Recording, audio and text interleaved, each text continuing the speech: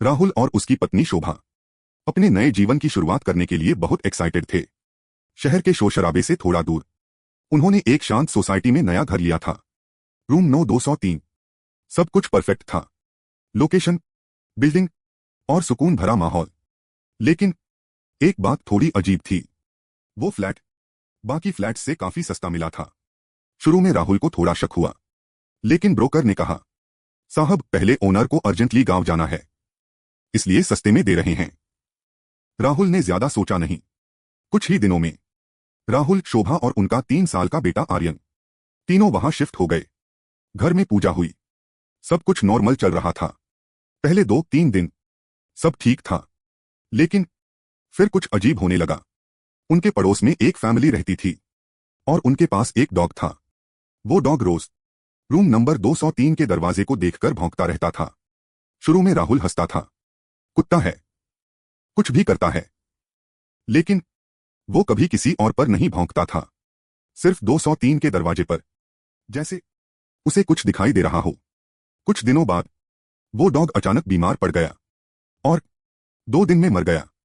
मरने से पहले भी वो 203 के दरवाजे को देखकर गुर्राता रहता था। एक दिन राहुल ऑफिस गया हुआ था।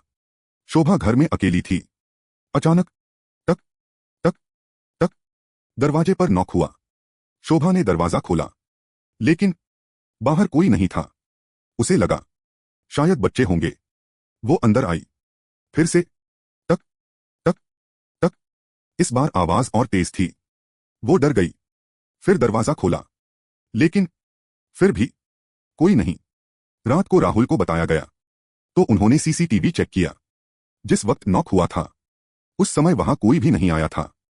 एक दिन राहुल और शोभा बाहर जा रहे थे।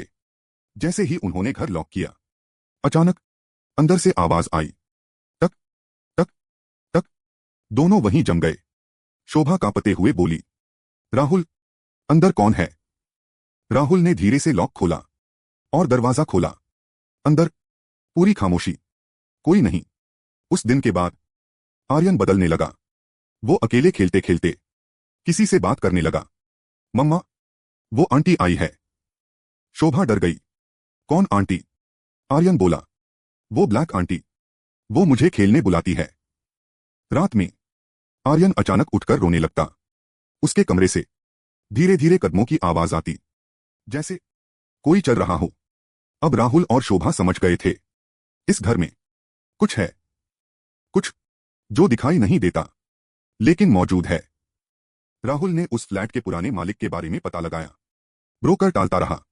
आखिरकार एक पुराने वॉचमैन ने सच्चाई बताई।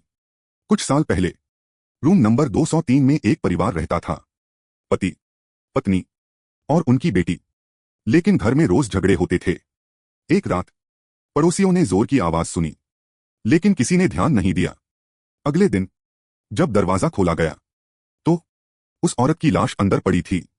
उसका चेहरा बिगड़ा हुआ था और उसके पैर उल्टे थे, सिर एक तरफ और पैर पूरी तरह उल्टी दिशा में, जैसे वो इंसान ही नहीं थी।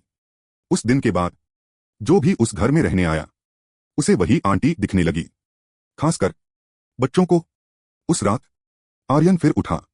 इस बार वो रो नहीं रहा था, वो मुस्कुरा रहा था और धीरे धीरे दरवाजे की तरफ जा रहा था। राहुल ने उसे रोक लिया। कहाँ जा रहे हो? आर्यन धीरे से बोला, पापा, आंटी बुला रही है। वो कहती है हम सब उसके साथ रहने चलें।